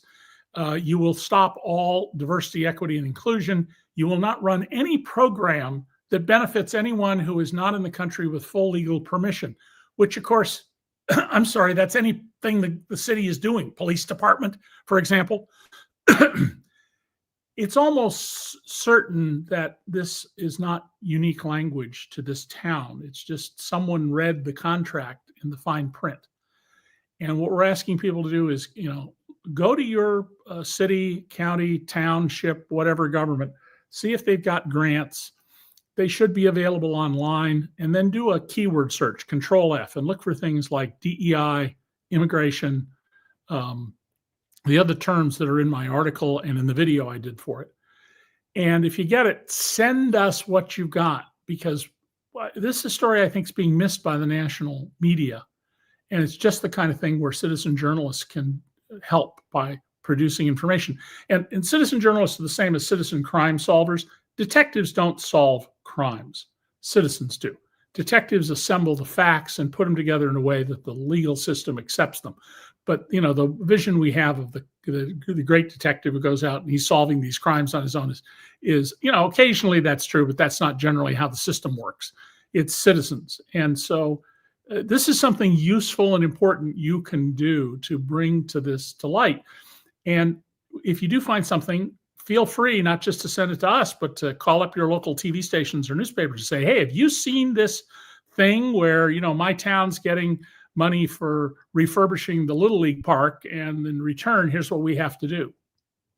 We'll link to that piece that David's talking about at dcreport.org under this video. David, appreciate your time always. This is, it's one of those stress test moments. We'll see how the rest of the month plays out. But talk to you next week and see if the Insurrection Act is still just sitting on a shelf. Yeah, exactly. All right, David Cay Johnston, everyone. Thank you, David. Appreciate you. Yeah. Feel it in your soul. The Mark Thompson Show. Right on, everybody. Right on. Thank you for being here. Let me get some hate on the screen. I'm not happy unless I'm getting hate. Wait a minute. First, breaking, the U.S. struck another alleged drug boat near Venezuela. In a Truth Social post, which is the way you announce these things now in this administration, President Trump saying the entire thing happened this morning, killed 6 people aboard. Wow. That's your peace president. That's your Nobel Peace Prize president, everybody. Yeah. I don't get it. I really don't get it. But that's the very latest. Meantime, on the other side of town, let me just see what I have to attend to, guys. What comments do I have to attend to? I like this one. Ding dong with you, Mark, says Zillin723. Is it Zillin or Z-Lion 723? Ding dong with you, Mark. Have you talked about media outlets refusing to sign new rules for journalists? Yeah, I was going to bring that up to David Cay Johnston. I ran out of time. Why are you yelling? I ran out of time. I will get to it next. Thank you for reminding me. Z-Lion, my new producer. Thank you. I don't understand it, Albert. Why couldn't you bring up what Z-Lion brought? Albert, thank you. I don't understand it. I set Z-Lion up to just you so did. Z-Lion, Is that it? yeah. Is that What? Very well done. This from Jim Eaton. I agree 100% with Mark. I need a little more Jim Eaton in my life. God, man, I'll tell you what. I just really do. Harry Magnan saying, facts are facts. You're right, Mark. Give Trump credit for this. He still sucks. Bigly, yeah. I don't disagree. I do not disagree, Harry Magnet. I certainly don't disagree, says Debbie, with a $5 super chat. We thank you. With anything that you said about Trump, Mark. I think you were a little tough on Kim, but it was a perfect storm of corruption. Yeah. I guess I thought Kim was tougher than she is. I think she can take it. What? I can take it. Exactly. That's what I think. Yeah. I think why I'm the only one who's allowed to take incoming fire. But I certainly take it. I mean, I apologize if I was too tough or, too rough. And I'll just, from now on, I'll just yell at Albert. I'll go back to yelling at Albert. Albert, thank you. I think yelling at Albert, every time I'm going to really get into it, I'm going to go after Albert. That's what I'm going to do. Rev P, this deal was crafted by the Biden administration, Mark. It has been in the work for 2 years. The Trump administration has adopted this plan. Well, Rev P, I spoke to that, and I spoke to the differences. And the differences, just if you missed it, I think have to do with the post-ceasefire period. The governance plan is probably similar. The architecture of a deal, which involved hostages released and prisoners released on both sides, that was all there with Biden and Blinken. So I think that part of it was the same, but the key was the buy-in from the Qataris, Emiratis, et cetera. I just think you got way more buy-in with the security force with those players. But you're right. I mean, in a sense, if you want to say the mayonnaise jar was kind of loosened by the Biden people, I think that's a fair point. I do. And so you brought in this big, hulking, corrupt fullback when it got down to the goal line, and you gave him the ball, and he just pushed it across. And that big, corrupt fullback is Donald Trump. Yes, frankly, I'm very unhappy with everything I've heard today on your show. Do we have that? It should have been a drop yesterday. Yeah. Yeah, that would have been a great drop yesterday. Yes, I'm very unhappy with everything I've heard today on your show. So why didn't we run that yesterday? Again, Jim Slayton should be producing the show. I'm meeting a lot of my new producers. I can't wait. Or Mo Kelly's new producers, depending. Blue Spark with a $10 super chat. Come on. It's a super sticker. Big shout out. You know what I love about that, Blue Spark? You throw us money. You're supportive. You're lovely. And you're not giving me any static. So thank you for that. I went to Disney last night, says West Theory. Rode the Small World. And all of the immigrant dolls chanted to me and put this song in my head that is destroying America.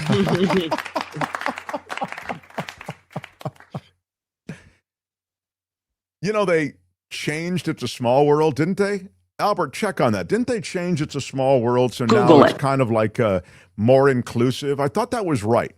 I might be wrong about that. They added a lot more ethnicities and other things as well, I think. Yeah. Shout out there's a couple Filipinos in there too. So yeah, there are a couple of Filipinos. I really do love that. Y'all can all go to hell, and I'm going back to Texas. Well, all right. Not everybody's on board with it, but I thought it was a good thing. I'm glad that Disney was fun. Louise says Donald Trump is a megalomaniac, a sociopath with absolutely no insight, a criminal, a 34 times convicted felon fighting crime. Is like Hannibal Lecter promoting veganism. Luis always has the best take on stuff. Thank you for the $5 super chat. Love that.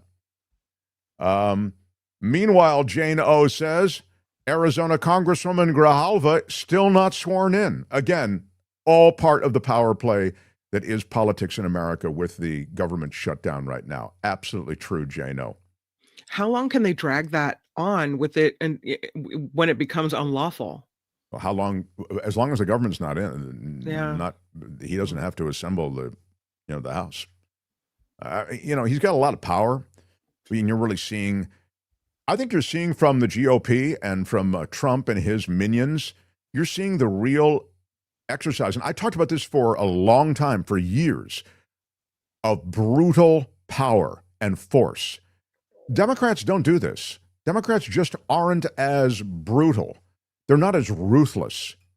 There is a ruthlessness to these guys that even in politics, I'm just talking about keeping the government shut, what you do when the government's shut, when you swear in this deserving winner of an election. All of these things have a ruthlessness to them now. And I'd suggest that maybe that's redefining the playing field politically in America. So, Richard Delamater, I can always count on him with a $5 super chat. Mark Thompson Show, the most wonderful show in all the Shire. Mm-hmm. This audience is as smart as that? Mm-hmm. I can't see the screen, Albert. Smart and funny as all get out. I can't see the screen, Albert. Albert, thank you. What? My peoples, he writes. Excuse me for a second. Why are you yelling? Albert, why can I not see the screen? I blame you, Albert. I green blame is you. really hard. I blame you. Though. I don't know. Because it's green? I think it's the green. Yeah, the green. I have trouble with green, is what you're telling me. Maybe it's the green combined with the smaller texts. Okay. Yeah. What? All right. Maybe that's Anyway, a YouTube thing. Yeah. Well, what does it say again, Kim? It says MTS, the most wonderful show in all the Shire. Mm-hmm. This audience is as smart and funny as all get out. My peoples. I agree with that. Richard Delamater, he is our drunk king. We love him. And Jim Shields says Biden was not even president yet on January 6th. How could he have ordered FBI around? Exactly. That's what we were saying. It's like a totally weird post to claim that the FBI had infiltrated the January 6th protesters. Like, why do you, that's your FBI. Did you okay that? Also, was that a tour of the White House, of the congressional facility, the way you suggested it was? Or was it Capitol Hill kind of a hoedown, square dance? Or was it a riot? You can't have it both ways. If you were going to say they were inciting a riot, okay, well, then you admit it's a riot. We know what's going on there. It's just crazy. The lawless bullies are emboldened because they know Trump will pardon them, says Heather. That's so true. That's one of the really scary things about a lot of this law enforcement back and forth. It's called propaganda, says Peggy Easter. Yeah, I don't know what it is, but you're right. It is. A commentator says, Mark, never mind what you said at the beginning of the show. You have a lot to learn from Mo and his nuanced approach to the topic. Thank you, commentator. I agree. I can't wait to learn more. He was very calming. Yeah, you're going to get a lot of Mo as I step away from this platform. Chantal says this money came from the Egyptian treasury as Trump was lacking money for the last stretch of his 2016 campaign. Yes, that's what I've heard, Chantal. I've heard that indeed. Why are you yelling? That Trump, running out of money, made a deal with the Egyptians, and I think there is some pretty good reporting on this. And then that's what Kim was talking about before, that the $10 million somehow was repaid and then has been overpaid back to the Egyptians as time has gone on. Isn't that right? Is that kind of what you were saying, Kim? Yeah, well, I was just wondering where that mystery money went. Yeah. Google it. Yeah. Can we roll back for a moment? Did you just say you're stepping away from this platform? If I step away from the platform, I intend to give it, turn it over to Mo and Kim. I have no plans to immediately do it. But I'll tell you one thing: I'm a couple of bad comments away from just chucking this whole thing in. Oh, is that right? Why am I not allowed to have to be hurt by the way people have turned on me? Yeah. I want to. I guess there's some. What are they? Trolls into the mix today? I don't see it. There was some squirrely behavior, but nothing that rose to the level of excommunication. I think they're onto something here when they say you need new credibility glasses. I do have them. These are new, but I actually have newer ones that are even more prominent. I've taken a page from Oyer Lawyer, who, has very prominent glasses, Liz Oyer. And I am going to get my more prominent glasses out for tomorrow's show. Although I may not be on tomorrow. What? You aren't on tomorrow, right? Yeah, I don't think I'm on tomorrow because it's a travel day for me. But it's your credibility glasses. Yeah, it could be. I don't know. All right. How many pairs of credibility glasses do you have, Mark? Well, I only had one, and now I have three. So that's the answer, Karen Cooper, to your questions. I am going to ask that we do one story. What was the story that I wanted to do that I hadn't gotten to? It's the Pentagon story, right? Let me do that, and then I'll get a little news from Kim. Albert, if you've got it, let's do it.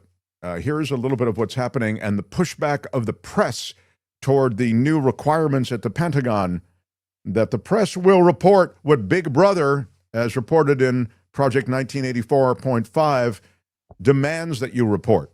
Go ahead. For media outlets to sign the Pentagon's new restrictive press access rules. It states that reporters cannot solicit or report on any information the Department of Defense does not authorize. News organizations across the board, including CNN, as you might imagine, rejected signing a pledge like that. Defense Secretary Pete Hegseth called Pentagon press access a, quote, privilege, not a right, and responded to outlets who aren't signing it with a single waving hand emoji. Joining me now, CNN chief media analyst Brian Stelter. Brian, what should outlets expect today? Obviously, especially those who are saying, we're not signing this because you are basically telling us what we can and cannot report on or say. Yeah, this was originally described a number of weeks ago as a pledge. There were some revisions after negotiations with media outlets, but newsroom leaders and media lawyers looked at this document from the Pentagon and said this was simply unacceptable. It's an infringement on First Amendment rights. It has the potential to criminalize acts of journalism because so much of what reporters learn about the military, some of it comes from leaks. Some of it comes from sources who are not technically authorized or allowed to provide the information, but they're sharing that information in the public interest. This new document, this new so-called pledge, would potentially criminalize that kind of coverage and put journalists at risk of prosecution. So that is why so many news outlets are standing up and saying they will not sign the papers today. The Pentagon issued a 5 p.m. Eastern Time deadline today, and they say any journalist who has a press pass for the Pentagon complex who does not sign the new paperwork, they'll have to turn in their press pass by 5 p.m. tomorrow, meaning 5 p.m. Wednesday. This means that essentially all of the beat reporters who currently have the ability to enter the Pentagon complex, to go up and speak with spokespeople in person, to attend press conferences if they're ever held, that those people will lose their access. They'll have to turn in their press passes. But it is remarkable, Sarah, the show of solidarity that we are seeing. Dozens of media outlets at this point all agreeing they're not going to sign this paperwork. They're not going to go along with these restrictions. They are going to choose to hand in those press passes instead. I'm curious about. I think that pretty well does summarize the predicament that media has found itself in. And again, this is a Big Brother move, man. It's straight Orwellian. There is one media outlet, and only one, that has publicly announced that they will sign the pledge. Who or what media outlet indicated they would sign the pledge? I ask you in the chat, who in the media sphere, or what organization in the media sphere, said they will sign the Pentagon pledge, that they don't report anything that hasn't been cleared by the Pentagon and Pentagon leadership? Anybody want to put any guesses up there? Kim, do you want to put some guesses up there? New York Times, no. OAN. What else? Washington Post, Fox News Channel, News Nation, maybe? News Nation, maybe? Newsmax, maybe? After thorough review of the revised press policy by our attorney, our staff has signed the document, says the president of OAN. You were right. Yeah. Somebody guessing OAN in the chat. So, news organizations saying no, AP saying no, NPR saying no, the major networks saying no, but OANNN, the N stands for never disagree with the administration, and they are on board. That's the latest on what's happening at the Pentagon. Kim, leave us with some news, if you would, please. Before you do, I just want to recognize the magic that is my coffee. It's the only thing that's kept me in the game today. It's from my Peacefully Resist mug, which I got at getmarkmerch.com. Tastefully has Peacefully Resist on one side and the Mark Thompson Show logo on the other. And this large mug, as Kim has pointed out, the larger mug allows for the full hand to lift the mug. It's very almost like a beer stein. You know what I mean? That way. Is that what it is? Or you got the anyway? Very big mug handle. Be willing to bet my lunch that there's alcohol involved. A little bit of alcohol may be what I need. But you can get all of the magical coffee that is inside the coffee mug. Get it at CoachellaValleyCoffee.com. Tasting notes and tasting profiles on all of the offerings. Everything is hand-roasted beanage. You will love it. Use 10%. Use our 10% discount, which is Mark T at checkout, and enjoy whatever you want on the website. Get tea, coffee, spices, whatever. Mark T at checkout for 10% off. CoachellaValleyCoffee.com. The Mark Thompson Show.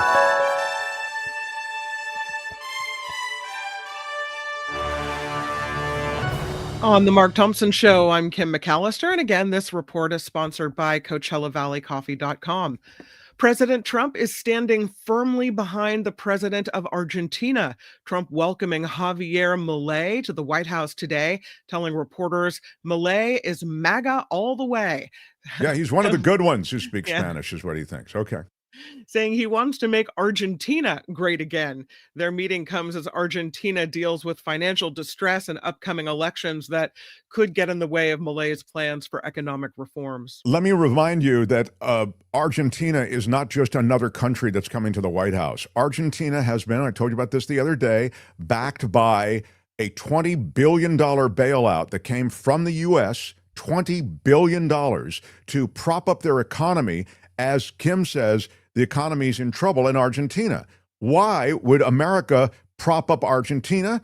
The reason is because Besant, you can Google everything I'm telling you, Besant and his billionaire boys club buddies, the VCs, they are heavily invested in Argentina. Google it. And Argentina is critical to so many of these people whose investments lie there. I mean, we're talking about a lot of investment money, and the fate of Argentina then decides the fate of a lot of that money.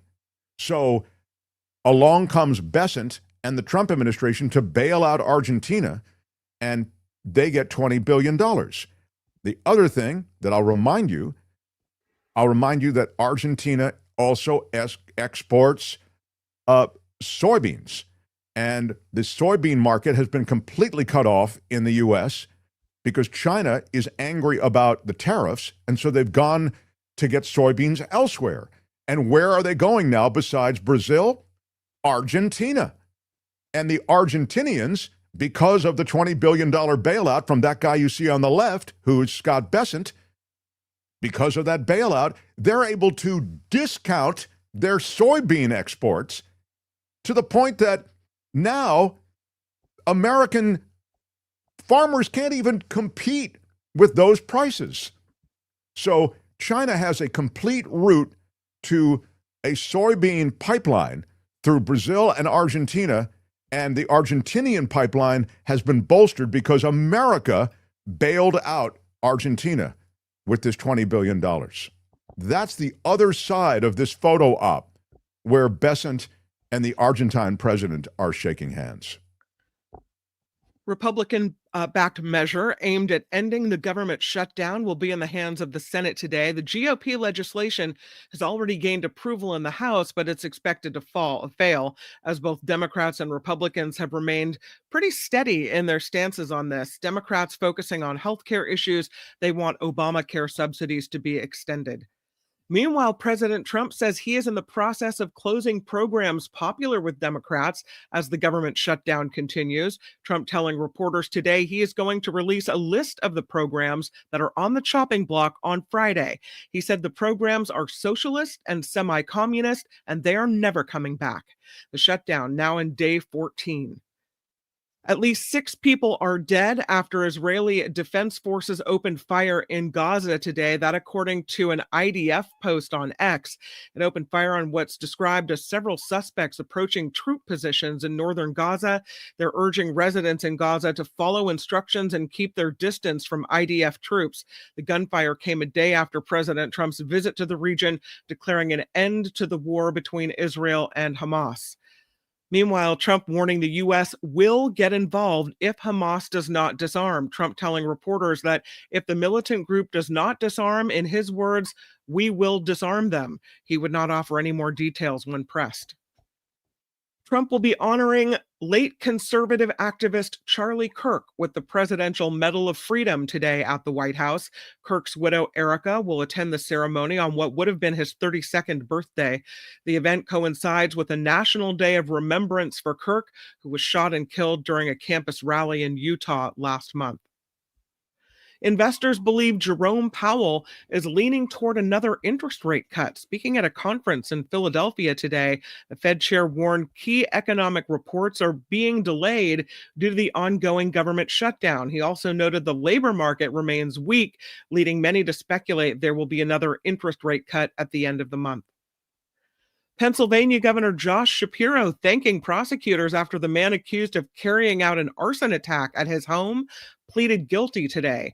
Cody Balmer firebombed the official residence of Shapiro back in April while the governor and his family were sleeping inside. Shapiro says his family still feels vulnerable even after all these months. Criminal charges against former Trump National Security Advisor John Bolton are expected soon. Bolton's Maryland home and D.C. office were searched by FBI agents in August, reportedly over the possible mishandling of classified documents. Prosecutors from the Maryland U.S. Attorney's Office had previously objected to indicting Bolton, but several reports say they have since dropped those objections. Meta is removing a Facebook group that was allegedly used to dox and target ICE agents. Attorney General Pam Bondi announcing the Facebook page Shutdown in an X post wrote the DOJ will continue engaging tech companies to eliminate platforms where radicals can incite imminent violence against federal law enforcement. Former President Barack Obama featured in a new ad urging Californians to vote yes on Prop 50. It's a 30-second TV ad started airing statewide today. In it, former President Obama warns that democracy is in peril. The Labor Department warning the Trump administration's mass deportation efforts could result in higher food prices. According to an interim rule from the department, growers could be deprived of the relatively cheaper labor supply on which they have become economically reliant. And without swift action, agricultural employers will be unable to maintain operations. AMC Theaters will be screening 2 Diane Keaton movies in tribute to the late actress. Her Oscar-winning performances in Annie Hall and 2003's Something's Gotta Give are set to return to 100 screens. The showing starting Friday will last for a week. Of course, Keaton died on Saturday at the age of 79. Albert, have you seen either one of those movies? Even if you, I'm going to make it even easier. Have you seen any portion of either one of those movies? What are they again, Kim, please? That would be Annie Hall and Something's Gotta Give. I'm going to, hang on, before you answer, I'm going to say Albert has not seen any portion of either one of those movies. What are you going to say, Kim? I agree with you. All right. Albert, have you seen either one of those movies? By even I a can't small recall. portion? No. All right. Okay, very good. Thank you. Now, hang on a second, Kim.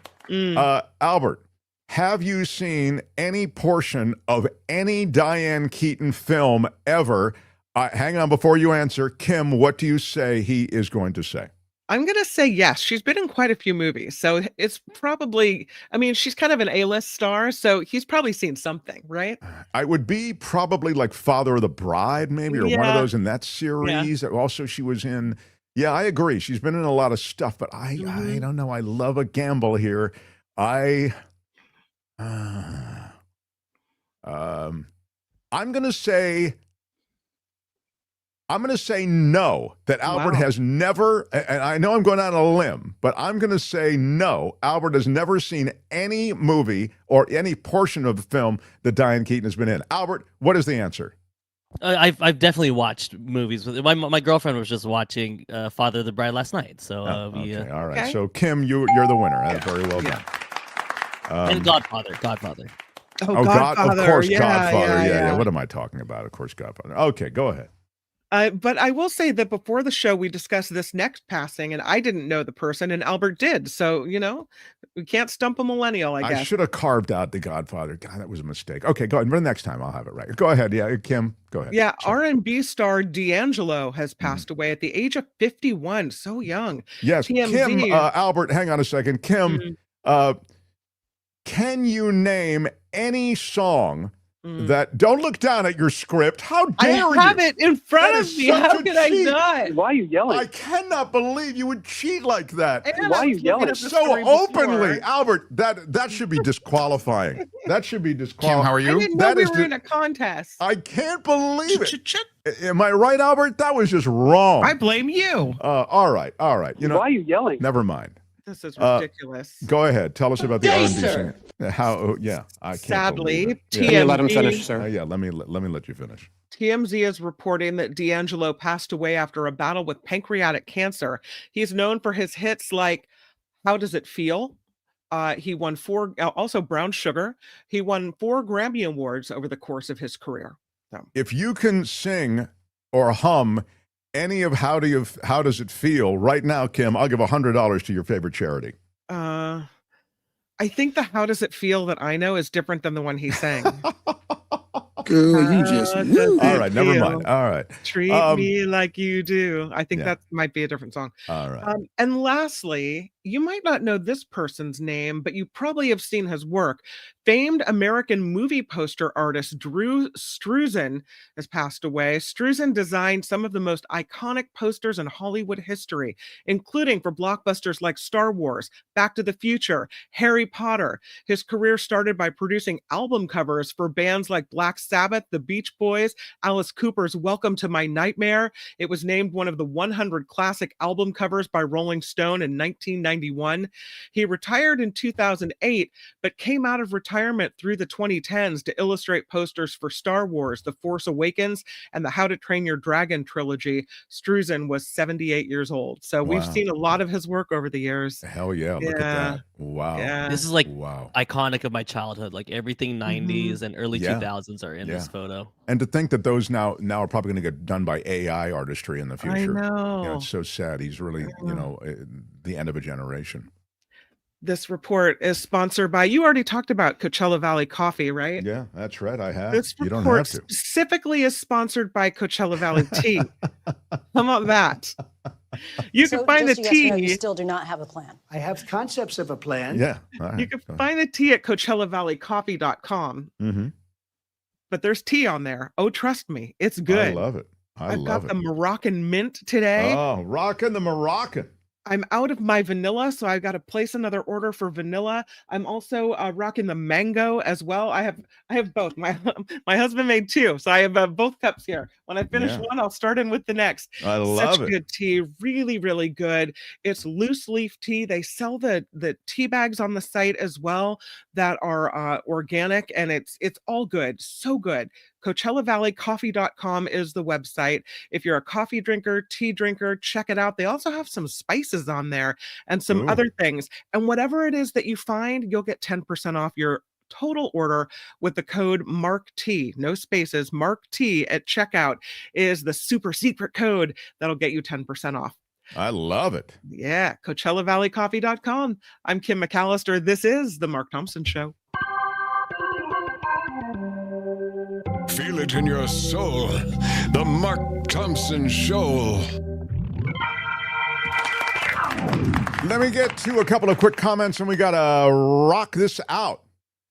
When my daughter was a toddler, she would say it's Ned Zeppelin, LOL. She may have been overexposed to MTV and a large vinyl collection. Oh, that's from Tammy. Richard Delamater says, you ignorant twitch, Shire is a town in England. Yeah. I'll tell you why I didn't say anything. A, I couldn't read it. And B, Kim didn't seem to react at all. So I thought, oh, maybe it is Shire. I don't know what that is. Shire is like from the Lord of the Rings, right? No, there you Hobbit go. Shire, So cool. I didn't I didn't get that. Mark, this show is great. Well, pretty good for 3 whole years. Good luck in your post-career life. I know, it's a good time to wrap it up. We've done well. $10 Trevor Starr Super Chat. I love it. I love it. I really do love our audience. Mark, given your recent support of Donald Trump, are you leaving us for Fox and Friends on your way to a cabinet appointment in the 3rd Trump administration? Hashtag just joking. Yeah, all I was doing was saying that Trump was uniquely qualified to make that unholy deal in the Middle East. And man, I'll tell you what, I got the message. Don't say anything that isn't, stay in the echo chamber. I'm actually thinking of... I was fortunate. Everyone I worked with made me better at my job. Yeah, well, maybe I am being communicated with in a way that would suggest I should change the name of the show to Echo Chamber, and we'll just continue to do it. Scott Rittenberg, leaving now would be like how Star Trek Enterprise just got axed, just when things got interesting. The network warped out too soon. Live long and prosper. Thank you, Scott Rittenberg, and you are an OG of this show. Thank you. I don't know what would happen with Starship Enterprise. Did they drop the series? Did they get canceled? I don't know. I don't ever remember there having a formal finale, and that was a really popular show. I see. Wow. From Richard Delamater, Smirt is spoofing smart. Shire equals a small English town, says Richard Delamater. I love it when at the end of the show, Richard Delamater then explains all of his terminology that he's used through the show. It's very, very good. CC Ryder with a complaint. I have a complaint. That was very inappropriate. I want to see a manager. Why are you yelling? I want to see a Mark Thompson Show manager. I'm repeating this a 3rd time. Why are you yelling? Please block the user. I don't consent, says CC Ryder. They have stated in the chat the J6 was not an insurrection, harassing chat, injecting lies. Sal might be their 2nd account. CC Ryder has done some detective work on I don't consent. Kim, I ask you, what's the situation, please?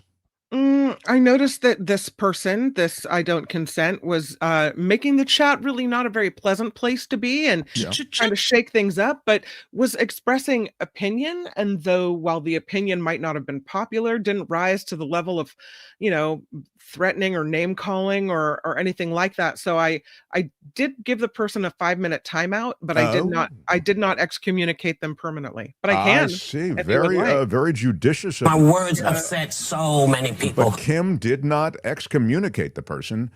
Just warned them with a strong brushback pitch and 5-minute timeout. I blame you. Yeah, that you need to respect each other.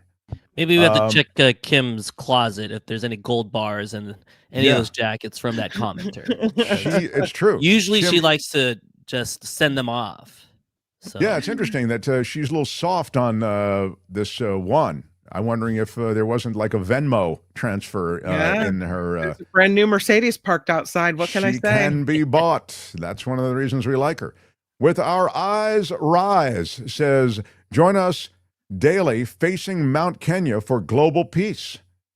Mount Kenya is Mount Zion, and it is the real Wakanda. Thank you, Mark, Kim, and Albert, for all you do. Kim, explain. I can't. Yeah. Albert, please explain. I mean, you were name checked. Both of you were name checked here. I think you can look at it. Albert, please explain. I'm doing a Google search, but it's reminding me. My mom did her ancestry, and we found out we're 1% Nigerian, so that's all I can think about. Wow, that's very, very strong. That's a very good brag, I think. Don't let this administration know about that. But apart from that, it's usually a pretty good brag. Well, I'll put this to the side for now. We'll come back to it. I'm expecting us to research this with our eyes beautiful rise. Pictures of Mount Kenya, but I am looking into it as we speak. Yeah. This from Robert Schwartz. Remember, Trump gave the medals of freedom to Limbaugh and Jim Jordan. He gave it to Jim Jordan. I'd forgotten about that. It means nothing now. Yeah, it cheapens it, I think.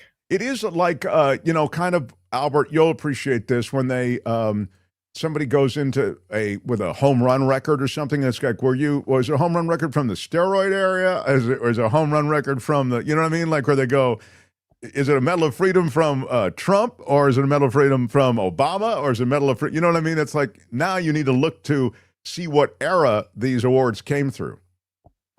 I agree. Yes, I believe in all the records because I am a huge Barry Bonds fan. So I'll take the side. I guess I'm siding with the Trump award. I guess. No. I mean, I'm with you on Barry Bonds. I always felt like, hey, well, the steroid thing, it lets you. I mean, I get it. You can bulk up, and it also lets you recover much more quickly from injury and from game to game. Keeps you strong, but it doesn't help you turn on the fastball any. No, quicker. yeah, you got to hit a ball that's moving 95 miles per hour at you. Yeah. This from a Chad Colombo, the same kind of thing. Trump gives both Limbaugh and now Kirk the Presidential Medal of Freedom. Everything Trump touches turns to, looks like a poop emoji. Well, yep, my God. That's true. We don't see poop emojis much on this show. What? I know. Kind of exciting that we get a poop emoji. Well, I did find an answer about our Mount Kenya peace in Mount Kenya. Thank you, Albert, please. There's intense infighting and power struggles. I think there's a lot going on internally with them, and there's like almost an election coming up. So I think it's tensions are rising. But we'll keep our eyes on it. This is in Kenya? In Mount Kenya, yeah. Yes. In the Mount Kenya region? Yeah. Yes. Yeah. Wow. Albert, very impressive. Albert, thank you. Yeah, he actually ran it out. Very impressive. Shout out AI who could get the almighty. I would have never made it through school. As AI takes down society. Jim, ignore congressional subpoenas. Jordan, yeah, he is the attack dog of the president. That's why he got a lot of love with that Presidential Medal of Freedom. You never know. I am grateful for the dialogue today. Welcome again to Mo Kelly, who will join us regularly. He is terrific. I have mad respect for him, and I know you guys do too, and so that will be fun. Thank you for Kim, to Kim, I should say, for helping to paper over whatever disagreement there was yesterday. I'm still unclear, I'm sure. Has it ever occurred to you that instead of somebody else is gonna... running around, given the nature of all this news, this could be a lot more complex. I mean, it's not just, it might not be just such a simple, I didn't know. Thank you for that. Yeah. Out of time. Bye-bye. Till tomorrow. Bye-bye.